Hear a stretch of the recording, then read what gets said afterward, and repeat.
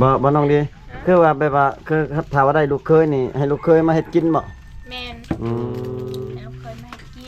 กินตอนนี้มีแล้วบ่ลูกเคยให้แม่น่ะให้พ่อ บ่มี ยังบ่มีแม่นมักอายุรุ่นซ้ำได้เอารุ่นอายุงมเอาจักได๋มาได้ก็ยาแบบว่ารุ่นงุ่มต้องหา60ขึ้นไปเนาะแม่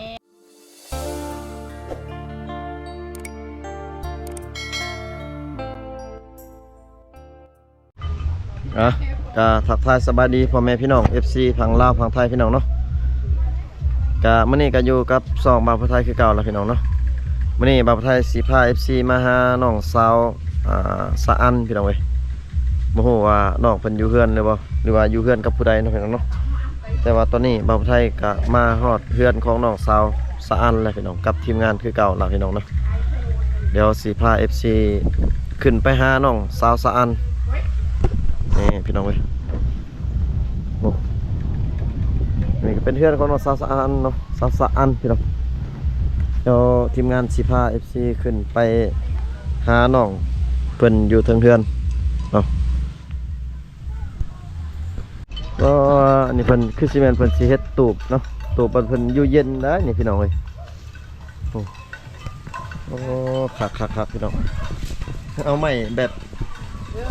ลังเตาเนาะไม้ลังเตาภาษาบาลีไทยเอิ้นว่าไม้ลังเตามาปูเลยพี่น้อง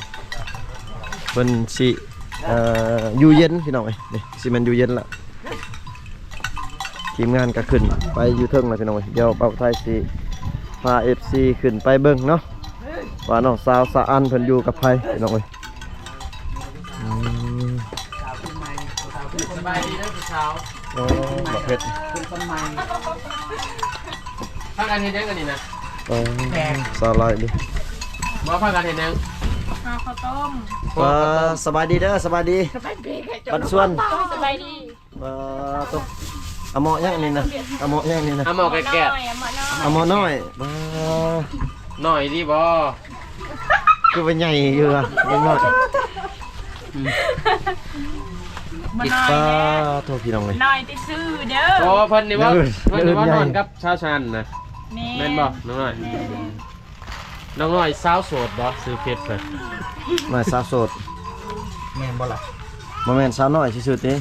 คือว่าเคยเห็นอยู่เฟซเพิ่นน่ะแม่นน้อยยังก็เฟซน้องนะ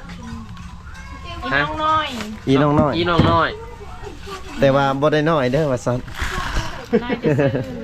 น้อยแต่ลอยลีลานะเด้ยังนี่พากันเฮ็ดข้าวต้มสิเกียมบุญบ่มื้อได้บุญน่ะตัวมื้อวันพรุ่งนี้พี่น้องทีมงานสิได้มาบ่เนาะพรุ่งนี้ว่าซั่นถึงวันเสาร์มาแล้วถ้าว่าทีมงานบ่ค่าก็สิได้มาลิ้นเนาะมาเบิ่งเขากะเกมยังแนงานบุญนี่บ่เฮ็ดแต่ข้าวต้มนี่เราได้โหดบางข้าวรามใช่บางข้าวรามนะไปตัดแล้วโอ้แล้วก็เฮ็ดข้าวต้มนี่อีกต้องกะเกมต้องได้บ่ข้าวต้มกับบางข้าวรามนี่กันซั่นก็บ่ได้บ่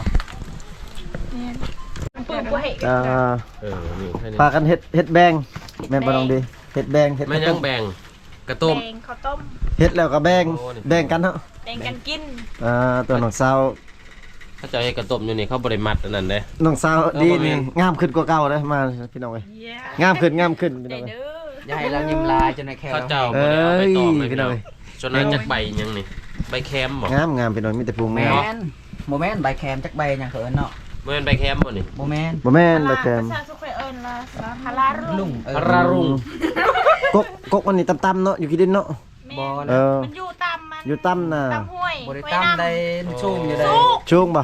อะไรคนละอย่างแล้วจ้ะฮาราทางใดคือทางฮีทจุกอยนี่บ่แม่นฮีทแบบช้ำฮีทอะไรแต่เป็นเอานั่นใบอันนั้นใบแคมเนี่ยว่าผู้ไทยใบแคมมาทางนี้แม่นใบยังเพิ่นน่ะบ่แว่นอันนี้ตินี่คือใบยังนี่น้องดีภาษาลาวน่ะใบยังนี่ภาษาค่อยแบบฮาลาลุงภาษาเฮานี่บ่ฮู้เลยจักยังฮาลาลุงนี่มัดก็สิเป็นแมวนี่ลุงเด้อได้ป่ะสิลองเฮ็ดไว้นี่เกี๊ยมไว้ต้มตะแลงบ่ต้มแบบนี้ได้บ่แม่นบ่มื้ออื่นประมาณต้มตอนเช้าประมาณ3:00 นนี่ล่ะบ่ กาเกียบบุญกินงานพี่น้องเอ้ยพอข้าวต้ม ได้เอาเบิ่งเฮ็ดให้เบิ่ง ไป ดูดิ เฮือนคอยจะหน่อยกินข้าวต้มกับข้าวบังข้าวลาม อ๋อใหญ่อยู่ว่าบังคลาม ใหญ่ อืม ใหญ่ที่สุด ช่วยมักใหญ่ คิดว่าอันมักน้อย ๆเงย โอ้ย พอหลายๆเลยนี่เนาะโอ้พี่น้องเอ้ยจักหอเช็ดจักหอประมาณ100 200บ่ แม่น เฮ็ดลายเพื่อแขกเนาะ แม่น เป็น แขกลายอยู่บ่มามือบุญน่ะ เด้แก้ม วันนี้เนาะ เถือกระไล่ ใส่ลายเพิ่นบ่นี่น้อยเพิ่นบ่นี่นะ อิงตามบอกคนเราก็สิมาด้วยบ่เนาะ แม่น ใส่เบี้ย ใส่เบียร์ เอ้าแล้วแต่ มีช่างในเขานี่มีแต่เขาก็มียังนี่ เม็ด ทั่วดิน เม็ดชัว สตอง บ่แม่น สตอง เนาะ หมักทั่วตัวหมักทั่วให้นั่นน่าสันๆนะบ่นี่ บริษัทและเงานะ หมักทั่วเนี่ยเอาเนาะน้องคนมาจะใช่นะ มันตั้งน้ำบ่น่ะ ไปแปะกระเต่า ไปกระตาว ไปตัดอ้อย อื โอ้ ม ไปตัดอ่อน ต้องมี มี เค้กมาแล้วก็ใส่อยู่กับโต๊ะต้องมีมันต้นแล้วก็ข้าวต้มบังข้าวลามมีอ้อย ให้แค่กินป๊อเล็กเลย เฮ็ดแซ่บๆได้เจ้าเด้อบ่โกยเฮ็ดบ่แซ่บแล้วนะ เนาะเว้ยกาเกี่ยม บ่ได้เว้ย งานกินงะเป็นบุญประเพณีของส้นเผามะกองหลังจากที่ว่าเก็บ มือบุญน่ะกินยังแน่น้องดีมือบุญน่ะกินข้าวต้ม เจ้าฮอกระต้มเนี่ย ข้าวต้มแล้วข้าวราม แมน มีหยังอีก กิน ชิ้น อ้อยแล้วก็มัน เอ่อ ซีนกินงัว ชิ้ กิ น นควาย อืม กินทั้งงัวทั้งควายบ่คิดว่ากินแต่งัวมื้ออื่น บ่เฮ็ดก็บ่ได้บ่ กิน ต้มนี่ งัว นะ กินควาย เออ บ่ได้เนาะ หนูไปเอาซองตุ เอาสองโต๊ะสองพูดก็ พู บ่ ด ใช้หลายๆนั่นนี่ พูดหนึงเท่าไหร่น้อง พูดละแสน อืม200,000เนาะแสดงน้องซื้อ ว่าสิเฮ็ดสว ข่อย ยก็เฮ็ดบ่ได้ 300,000ข่อยเอา อ๋อ เออ พ่อกับแม่บุ้งคือกันเลย ซ้ำสิเมาพี่น้องเว้ย300,000พี่น้อง เอ้าพ่อแม่ตั้งหากอีก พ่อแม่ตั้งห้า อ๋อ เจ้าน่ะ แขกเพิ่นหลายเด้ เนี่ย เฉพาะน้องดีน่ะ เอา 300,000เนาะ กระแข่งให้จุไอายมาหันเล็กก็กินน้ำกันบ่มี บ่ได้บอก FC บ่ อืม ส่วน FC มาแล้วมาดินบุญน้องเด้อบุญบาทน้อง บุญน้องบ่ โทรบอกแล้ว โทรบอกแล้ว ย่างบ่อยากไป โทรบอกแล้วบ่จักคนจะโทรบอก ยังบ่ทันโทรตันแรงสิโทร ให้มามื้ออื่นบ่ได้กินเลย มาท่านกับท่านบ่ท่านก็บ่ได้กินสิเนาะเว้ย มาบ่ทันคือเบิดบ่ ถ้า FC ใครมาแล้วก็เมื่อนำ FC เลย เย้ ปึ๊บ น้องสาวสะอันก็อยากเมื่อกันบ่น้อง FC อยากเมื่อ อยากเมื่อ อ่ะ น้องสาวน้อยนี่ก็มี FC ล่มอยู่บ่บ่มี เอาหันตา สิเอาอยู่บ่สิเอาอยู่บ่ FC เอาอยู่บ่ FC นะ เอา เอาเนาะ รักตะยาเลยยาว ใช่เบิ่งค่อยลอง เบิ่ง ค่อยลอง เฟซน้องดีชื่อได้เฟซน้องดีเอา เฟซไทยเฟซอันนี้ บ่เฟซน้องดีก่อนนะ เฟซน้องดี เฟซค่อยเบาอีน้องดีลูกสาวเดียว เออ ตัวลาว ตัว เด้อ ลาว เนาะ น้องดีลูกสาวเดียวตัวลาวเนาะเฟซน้องน้อยนี่ซั่นเนาะ อีน้องน้อย อีน้องน้อย อีน้องน้อยซื่อ แม่ ตัวลาวบ่ ๆชื่อน้อยชื่อเลือด ตัวลาว บ่น้อยพี่น้องเอ้ย แล้วก็น้องสาวสะอัน ซั ด้ นได้ซัน อีน้องสะอันบ่ น้องซันบ่ แม่ ภาษาลาวพี่น้องเอ้ย ภาษาลาว โสดเบิดตี้นี่ โสดเบิด โสดเบิดสาม พาไปได้เบิดเอาพาตัวนี้อีก โสดเบิด3แต่ว่าเพิ่น สดโปรดจีบ แจกเฟซให้แล้วเนาะแต่ว่า แม่นๆพี่น้อง ให้ เอ้ย คนหาพี่น้องเอ้ยพิมพ์หา มีแต่ภาษาลาวเบิดเดี๋ยวนี้เนาะเจเฟซบุ๊กเนาะ มักคนใดก็ทักหาพี่น้องเอ้ย มักคอยกับทางหา คือบ่เห็นขาด แม่ ผู้หนึงคือบ่เห็นน้องมึกบ่อยู่บ่ น้องมึกไปใช้ เราเลื่อนเราเอง เอ โอ้ อ คือกันเราไปใส่ยันเราไปกินงะอยู่บ้านคนซีจากมื้อนี้เขา เอ กิน อง ะ แม่นอยู่บ้านคุณชีเห็นเขาเสร็จหาอยู่ ยามนี่แม่นยามแบบบุญบ้านพี่น้องเนาะแบบอยู่ในเขตชนเผ่านี่ยามนี่เนาะเขาเฮ็ดบุญเนาะ แม่น แบบเวลาเก็บเกี่ยวข้าวเรียบร้อยก็กินอืม บุญประเพณีพี่น้องเอ้ย บุญประเพณี คือบอกกล้วยใส่มันจังแซ่บ ใบตองมันบ่งามใบสานี่บ่งาม น้องสาวดีนี่หมดแล้วบ่ยาดี จะ นี่ ได้ อ้าว บ่น้องดี ฮะ ยังมีอยู่บ่ยาดีฮะ FC ถามยังมีอยู่บ่ มีใครมาเอา ยังบ่มีไผมาเอาซ้ำ ย่า ยั ตู้ ง คือ มา ย่าตู้คือผัดนะ บ่สงสัยน้องมียาดีแบบความงามพร้อมเบิ่งลาน้องก็งามขึ้นกู ว้าวบ่มี แห้งสดแห้งงาม มีอันนั้น มีแต่ มีแต่ยาผู้ชาย อย่าดีนะอย่าดีนั่นนะเขาบ่แบ่งให้คอย ผัก นะ หาผัก บ หา อกบ่ได้เลย ห้อยน้องซ่านโปรตีนมันสิบ่สนัดบ่ บ่แบ่งให้แหละ ก้อยก็จักได้คือกันได้ ไปให้ต้องค่อยสิให้ต้องแบบใครที่เป็นผัวข่อยก็ให้ ให้แต่คนสำคัญ ให้แต่พวกในอนาคต แม่น ยาดีพี่น้องเอ้ย น้องเพิ่นว่ามียาดีตลอดพี่น้อย คิดว่ามานี่นะก็ให้ค่อยแน่ค่อยมาไกลเนาะ ไผบ่มีเหือมีแห้งถือว่าแซ่หักใหม่กินได้คือคักๆบ่ได้นอนเบิดคืนพี่น้องเอ้ยบ่แม่นแม่นหยังไดลูกเข้าห้องน้า เมา อยากจะขอบบ่อยากจะปวดท้าย พอจนเบิดเขาในหืนเนาะ ระบบจะช่วยกินไปให้ครับเดี๋ยวเลยปลดจังไงไปเลย บ่ชั่วโมงนะฮอจนเบิดเขาได้หนีบ่ มา ฮออีกน้อยหนึงก็พอบ่ แม่น เออ จะได้ไป เพราะมันสิเต็มกระยังเลยเด้เนาะ เฮ็ดลายนี่กินเบิดบ่น้องบ่แต่ละปีนี่เบิดบ่ เบิด เบิดเนาะ อันนี้น้ำห่อสวยซาซาน อืม แล้วไปเฮือนเจ้าอีก แม่น เพิ่นน้องมาเฮ็ดแล้วล่ะ ยัง อ๋อ มันบ่คมบ่ใบนี่ เฮ็ดเมื่อคืนนี้แน่ อืม มันบ่เป็นหยังบ่ มันได้เป็นยัง จักใบหยังพี่น้องเอ้ย รวมกิน ใบผักตอ ไปต้มบ่ได้บ่เนาะ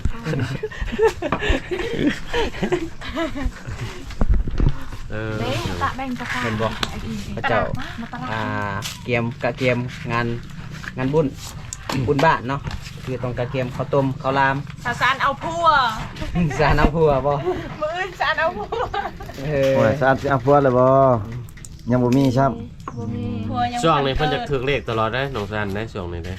ใส่เลขว่า ถึ ซะ งเลขตลอดเนาะ น้ำสารเซเลกแล้ว ใส่เลขบ่ บ่ เพิ่นชื่อเลขได้นี่ชื่อเลขตลอด ถึงเลข1,000 2,000บ่ เวียนดียาว ถึกเลข 2,000 อืม ดีแล้วถึกเลขตลอด อืม ค่อยเพิ่นถึกเลข เป็ ถึ น ก เจ้า นี่ เด้ อย่างเดียว เพิ่นได้ซื้อข้าวซื้อน้ำพี่น้องเอ้ย จะยินอยู่ น้องน้อยนี่บ่ได้เอาปากมานำบ่นี่เนาะคือว่าเงียบ น้องน้อยอายเนาะ บ่ได้อายดอก คือว่าเห็นน้องอยู่เมืองบ่น้องไปเข้าโรงเรียนอยู่พุ่นบ่น้อง แม่นบ่น้องน้อยเอาน้องออกแล้วหรือยังเขาอยู่ต มั อน น นี้ เข้าบ่เรื่องออกแล้ว ออกแล้ว เอาออกแล้ว บ่มีเงิน ก็ออกไว้เถอะ จักได้ผู้ เออย ากบ่มีเงิน บ่มีเงินสิเรียน แม่น แล้วออกคือเอาไว้ว่าช่องหนึงคือว่าเห็นน้องเพิ่นเข้าโรงเรียนอยู่เมืองแล้วก็ ง่ายไว้เด้อ ใหญ่ไว้อายถ่ายอยู่เด้อบ่บ่แฮง ถ้ามาทายเป็นนางเอกอยู่ อ่านดีแล้ว โอ้ยสำนีก็ เพื่อน ใหญ่ เพื่อน แล้ว เราอยู่วังได้เพื่อนเรา เอ้าเพื่อนล่าเลยติดกับเพื่อนคอย ลังเฮือนนั่นเด้ลังเฮือนซาอุดีเด้ หลังเพื่อนทางไปทางนั่นบ่ อืม โอ้อีน้องน้อย แต่ว่า Facebook คนพี่น้อง แนวอื่นบ่ได้น้อยนํใจใหญ่อยู่เด้อ ใจใหญ่เด้อ ในชนบทน่ะบ่ได้น้อยใด เออ เพื่อนได้บ่15 ปีได้บ่ซ้ำน้องซันบ่เดินนอนกว่า 14มา13กะ 14ปี โอ้ 14ปีแต่ว่ายังใหญ่เลย 14 ปีน้องซันนั่นแม่น15 ปีบ่น้องซัน บ่ฮู้ บ่ฮู้ 14 ประมาณนั้นแหละ บอกควยหัก12 น้องซัน17ของดี19 ข่อย มันก็15 พี่น้องเอ้ย 15เพิ่นบ่ โอ้ แต่ว่า สิเท่าแล้ว แต่ว่าอายุ งัวอยู่ได้อีก ประมาณ18 19แล้วน้องซาอุดีเนาะ แม่น 19หรือ20 หรือ21 22 30แล้วเจ้านั่น แต่ว่ายังงามคือเก่าเนาะซ้ำซาวขึ้นใหม่ พี่น้องเอ้ย 11ปี ยังแจวนะ อยู่ สาวเฮาในชนบทนี่14-15 ปีนี่เป็นสาวได้พี่น้องเอ้ย แม่น สามารถล่มบ่าวหรือว่าแต่งงานได้เลยแล้ว สาวน้อยนี่บ่แม่นออกโรงเรียนน่ะสิลมผู้บ่าวนี่บ่ยังได้ผัวบ่เนาะแม่นบ่สาวน้อย แหละ ประมาณนั้นแหละเปล่าไปซ้ายคอยเอานะ มื้อนี้หั่นสิน้องเฮ็ดแต่ข้าวต้มบ่ ตะ บัด แดงละตะแดง ตอนแรกเฮ็ดหยัง เป็นยังกันแรง ตะดิงได้โฮน ตะลิงเดือโฮ ตอนนึงโทน เฮ็ดข้าวหลาม เมโทจ้า บ่น้องสะอันสิน้องเฮ็ดแต่ข้าวต้มบ่มื้อนี้ หานแก ข้าวต้มแล้วบั เฮ็ ก ด ข้าวห แต่ ลาม แบงเฮ็ดแต่แบง แม่นบ่ไม่พูดหรอปะ เออ บัตรอัน ข้าวหลาม บัตรมันเด้ซะบัตรมันแบบวายเด้ซะมื้อใดสิน้องเฮ็ดเนาะ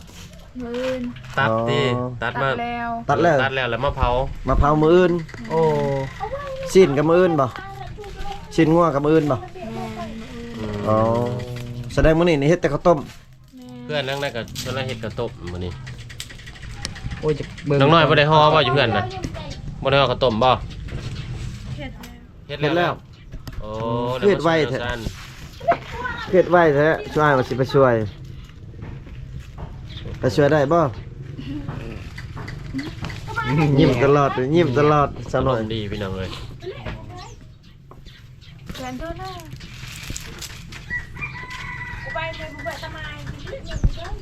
ตัดวายเลยน้องสาวเดียวตัดวายตะไม้ ลาทุกคนใกล้สิเบิดแล้ว ใกล้บ่อให้กันพลา นี่คือสนบท ตามหาหรือว่าหาไปช่วยครับ อะไรสดครับ ได้หลาย ก็นั่งหอเลยนี่ กินข้าวกับมือนี่เราก็ถ่ายคลิปนะไอ้ไก่สลาไก่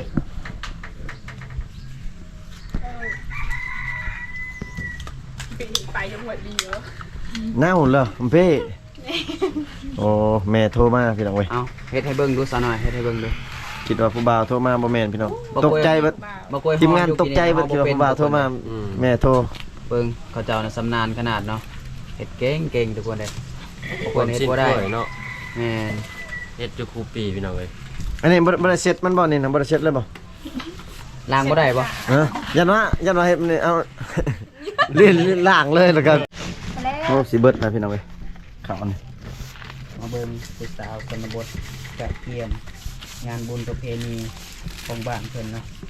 มื้อนี่เปิดตู้นะอยู่เฮือนน้องเนาะ กินงะทุกคน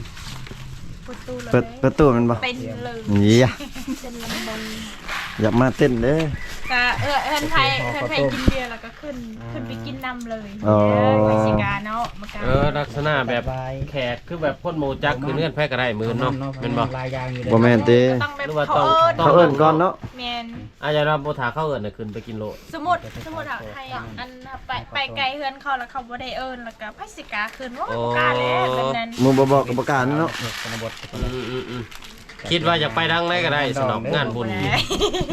ต้องเรื่องต้องหูจักหรือเข้าเอิญเนาะ แมน โอ้แม่นนะพี่น้องเอ้ยเอิญ FC มาดินบุญหน่อยสิเอิญแล้วบ่ยังบ่ ยัง เอาเอิญให้มันนึงอะ ได้ไปไง มาเด้อผมลินบุญบ้านน้องเด้อ พาเด้อ FC มาลินบุญอยู่บ้านน้องเด้อ ไหลบางเนาะ บุญบุญยังบุญยัง ถ้าบุญหนักเด้ บุญจังงะ เอิ้น กินงะเปิดประตูเล่า โอ้บุญกินงาเปิดประตูเรา ถ้ายังบ่กินบุญอันนี้นะเปิดประตูลาวนี่กินข้าวบ่ได้บ่ กินข้าวไม่ได้ ปิดประตูลาวไว้เด้ อื ปิด ม ได้เปิด งานบุญกิน อันนี้ งา แหละการเปิดกินบ่ได้เนาะ ปิประตูเราพี่น้องค่ะถ้าว่าทางส้นเผาผู้ไทยเป็นว่า ถ้าว่า FC ภายมาตอนนี้แล้วก็แล้วกินงะแล้วเนาะสิเมื่อนำเลย เนาะตัวพี่น้องเอ้ยโชคดีเด้อผู้ใดมาผู้ใดมาก็ถือว่าโชคดีน้อง เสี ดี ย เนาะ ดาย FC บ่ยังเอาคอย แน่พี่น้องเอ้ย ข่าวมาตอนนี้เด้อ ยังประกาศหาพอหอมอยู่พี่น้องเอ้ย หาเรื่อยๆเป็นยังบ่มี ยังบ่มี ยัง อยู่ บ่พอ หมักรุ่นงมเอาเด้อ พี่น้อง รุ่นบ่เห็นหุงปานใดบ่ มักแบบรุ่นใหญ่ๆพี่น้องเอ้ยรุ่นอายุแก่ๆเพิ่นเนาะแบบรุ่นงมเนาะ งมๆเท่าๆหา แม่นตัว ไปเห็นยังกะยะ แล้วลูกๆ แสดง ค่ำ ว่า ลูกๆค่ำๆก็มีแห้งเลยพี่น้องเอ้ย ก็แน่ว่าได้ผัวเนาะ แสดง ว่าได้ผัว แสดงว่ารุ่นตู้ก้อนทุนละรุ่นงม ตู้ก่อนตู้ พ่อ ไฟ แม่พี่น้อง ตู้ มา ก่อน คั ตู้ ก พาย จัดไปพี่น้องเอ้ย หมักรุ่นงมๆบ่เอาแล้วรุ่น รุ่นหมัดบรา รุ่นเล็กๆมาเอาอีกเนาะ เด็กๆน้อยๆบ่มักรุ่นงมๆรุ่นใหญ่ๆเพิ่นว่าพี่น้องเอ้ย สปริตมาก อืม เอาแต่ภูงมเอาเลยนะมันขัด